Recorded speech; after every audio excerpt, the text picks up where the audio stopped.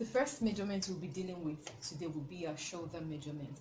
Now, our shoulder runs from this point here. You feel a bone here, like a connecting bone to our arm, right here. So, this place, right here. So, from here to here is our shoulder measurement. Alright, so on this lady here, I take it from this point here all through to the next point here. Now you don't want to do something like this. This will be wrong. You need to pass it through this way. Okay, another thing to observe is this. Our collarbone right here divides our shoulder evenly. So when you take your shoulder measurement, you need to cross check. Is my measurement even? Means that from here to here should be the midpoint, dividing the shoulder equally. So you shouldn't be having something like, oh, you say your shoulder is 16, right? Then on your collarbone you have 7.5. Half of 16 should be 8, right? So when your shoulder is 16, whatever you have here should be the midpoint, dividing your shoulder in two equal parts.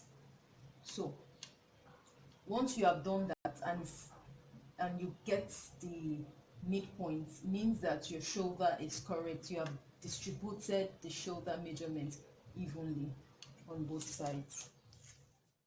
The second measurement we'll be dealing with will be the bust measurement. It's a progression: shoulder, bust, waist, hip. Alright, so how do we get our bust measurement? You take your taper all the way, passing through the highest point of the bust. The highest point of the bust, that's the apex. You don't want your taper here or here. It has to stand at the highest point of the bust all the way round the bust. Okay, now you don't want to stretch your taper too much because you don't want a tight dress, you want a fitted dress. So just make your tape relax on the bust. Now there are some things you need to take note of. Now when you take your measurement, you don't want to dig your finger into this part here, adding to your measurement.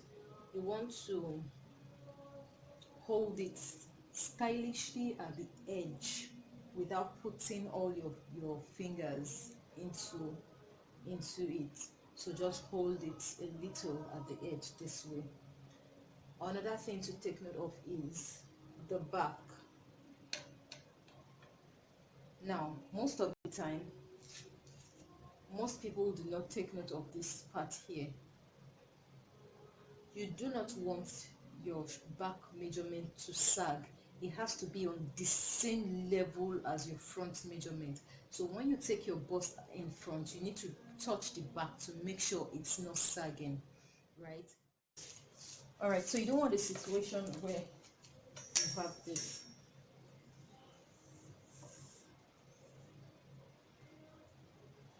And your back is sagging this way. This way you have taken a wrong measurement. It has to be on the same line. So when you take your bust measurement this way, they have to be on the same line. So when you have done this, cross check. Make sure the back is not sagging like this. It has to be on the same line. That is for your bust measurement. Now to the waist. Remember the progression: shoulder, bust, now waist. This is where most people have issues.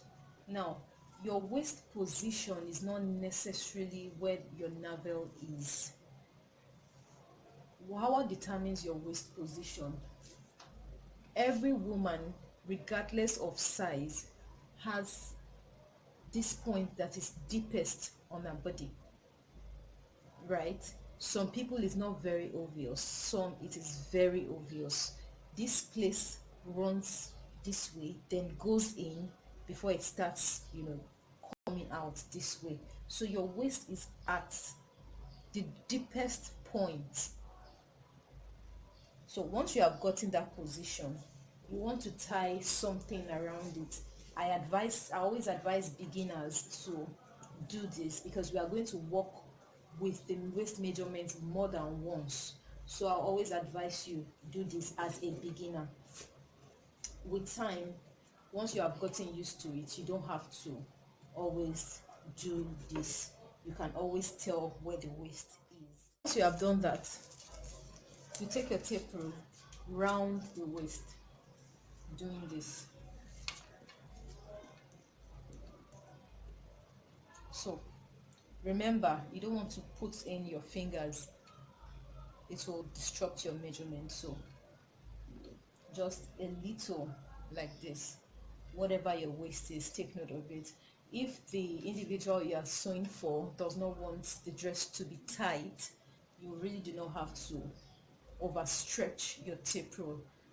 This waist measurements would be determined by the client. So for your hip measurement, your tape rule has to go through the highest point of your hip, your bum area. So make sure your tape rule is flat at the front here.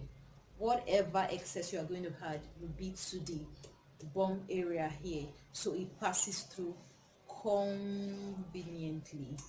Right now, if you place it this way and you try to pass through the highest point, it does not pass through. You need to increase your measurement, making sure that this front part is flat. You don't want a situation where this place is sagging and you're struggling with this place. So flat, increase. If it doesn't pass through, try again, increase, then it passes through. We have gotten shoulder, bust, waist and hip. Now those measurements we just got now are called horizontal measurements. Remember, we went this way, we went this way, we went this way, right? Now those measurements shows the actual size. Horizontal measurement shows the actual size we are dealing with. Now the size of your hip, of your bust is 34, the size of your waist is 26, your hip 36, right? Now we want to look at positions. When I'm making my pattern, where do I fix my waist? The exact position of the waist. Now most of the time we have issues with waistlines because we do not fix our waist exactly where we should fix it. So the position of the waist would help us to know exactly where to fix in our waist while making our pattern. That we need to know the exact position of the hip. We don't want to put the hip somewhere else and we have bag. You know what we call bag? When your cloth has, excess allowance by the side. We do not want that. So we want to fix in specific measurements on specific positions. So that will bring us to what we call the collar to waist. Collar to waist, or half length like some people call it, shows us the exact position of the waist. Where exactly is my waist? So you want to measure from your shoulder here, this shoulder bone here.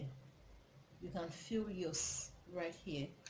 You want to measure from this end here all the way to the waist. Remember, you tied something around the waist, so you don't have to look for your waist anymore. You can always find your waist this way because you have something tied there. So all the way to the waist. This is your collar to waist, or half length, the exact position of your waist.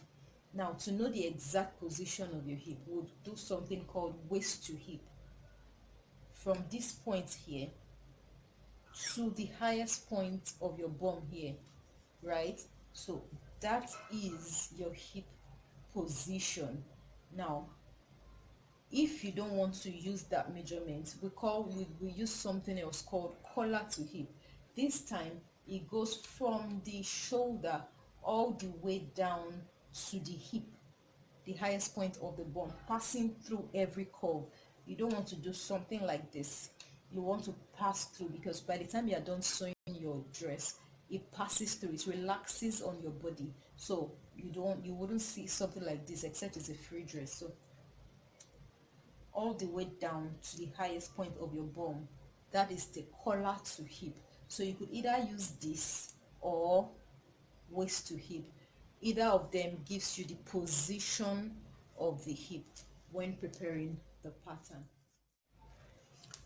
Okay, some additional measurements we'll be needing for a blouse first would be our nipple to nipple. Now, from the highest point of your bust to the other highest point of your bust, you do this: highest point, highest point. That is your nipple to nipple measurement.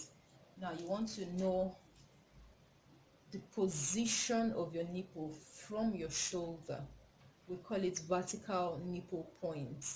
So from your shoulder here to the highest point vertically, you take it, whatever you get is your vertical nipple point.